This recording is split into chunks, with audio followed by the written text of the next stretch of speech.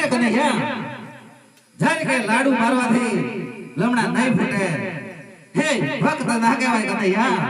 એ દુશ્મન કહેવાય હે દુશ્મન તું મને સોંપ નાના નાના બળરામ એ મારો પ્રિય ભક્ત હતો અરે કનૈયા એને ભક્ત ના કહેવાય હે દુશ્મન ને તું મને સોંપી દે નાના એ ભક્ત હતો તે માટે તમે પણ માફ કરી દો અરે કનૈયા હર તો મારો ભાર પર તારે સહન કરવો પડશે